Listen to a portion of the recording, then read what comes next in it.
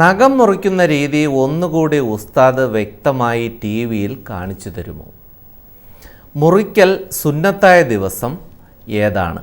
നഖം മുറിക്കൽ സുന്നത്തായ ദിവസമായി പണ്ഡിതന്മാർ പറഞ്ഞിട്ടുള്ളത് വ്യാഴാഴ്ച അസറിന് ശേഷം വെള്ളിയാഴ്ച ജുമയ്ക്ക് മുമ്പുള്ള സമയമാണ്. ആ സമയത്താണ് വളരെ ശ്രേഷ്ഠമായ സമയം.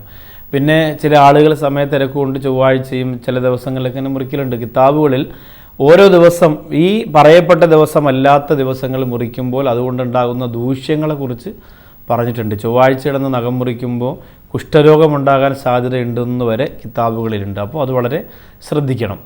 അപ്പോൾ നഖം മുറിക്കേണ്ടുന്ന രീതി വലത്തേ കൈയുടെ ചൂണ്ടുവിരൽ എന്നറിയപ്പെടുന്ന ഈ വിരൽ മുതൽ ആദ്യം നമ്മൾ വലത്തേ കൈയുടെ ഈ ചൂണ്ടുവിരലാണ് എൻ്റെ നഖമാണ് നാം മുറിക്കേണ്ടത്. അത് കഴിഞ്ഞ് അടുത്ത വിരൽ ഇവിടെ നിന്ന് ഇങ്ങനെ പോയി ചെറിയ വിരൽ വരെ പോവുക. ഇപ്പോൾ വലത്തെ കൈയുടെ ഈ വിരൽ മുതൽ അടുത്ത ഈ വിരൽ ഇങ്ങനെ ചെറിയ വിരൽ വരെ വന്നിട്ട് നേരെ വലത്തെ കൈയുടെ ഈ തള്ളവിരലിലേക്ക് വരിക. അത് കഴിഞ്ഞതിന് ശേഷം ഇടത്തെ കൈയുടെ ചെറിയ വിരൽ മുതൽ അവിടെ നിന്ന് ഇങ്ങനെ വെട്ടി ഇവിടെ നിന്ന് ഈ തള്ളവിരൽ വരെ വരിക. അങ്ങനെയാണ് പിന്നെ എന്ത് ചെയ്യേണ്ടത്, ഈ നമ്മുടെ വിരലിലെ നഖം മുറിക്കേണ്ടുന്ന രീതി കിതാബുകളിൽ ഒരു സുന്നത്തായ രീതി പ്രകാരം പറഞ്ഞിരിക്കുന്നത് അങ്ങനെയാണ്. അള്ളാഹു സുബ്ഹാനഹു വ തആല അതിലുവരെയും സൂക്ഷ്മത പാലിച്ച് അങ്ങനെ തന്നെ കൃത്യമായിട്ട് ചെയ്യാൻ അള്ളാഹു തൗഫീക്ക് തരട്ടെ. പിന്നെ നഖം കടിക്കുന്ന ശീലമുള്ള കുഞ്ഞുങ്ങളുണ്ട്. പിന്നെ അത് കടിച്ചു തന്നെ നഖം വെട്ടാതെ കടിച്ചു തന്നെ ഇളക്കി കളയുന്ന ശീലമുള്ളവരുണ്ട്. നഖം തീർച്ചയായും അത് നമ്മുടെ വിരലിൽ നിന്ന് വേർവിട്ട് വരുമ്പോൾ ഒരു വിഷത്തിൻ്റെ വീര്യമാണ് അതിനുള്ളത്.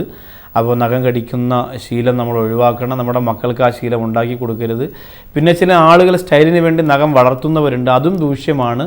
ഒരിക്കലും ഒരു ഇസ്ലാമിക വൃത്തിയിലും വെടുപ്പിലും ജീവിക്കുന്ന ഒരു സഹോദരനെയോ സഹോദരിയെ സംബന്ധിച്ചിടത്തോളം അവൻ്റെ നഖം ഇങ്ങനെ നീട്ടി വളർത്തി സ്റ്റൈലിന് വേണ്ടി അങ്ങനെ കളറൊക്കെ അടിച്ചു കൊണ്ട് നടക്കുന്നുണ്ട്. ഒരിക്കലും അത് മുസ്ലിം സഹോദരങ്ങളും സഹോദരിമാരും ചെയ്യാൻ പാടില്ലാത്തതാണ്.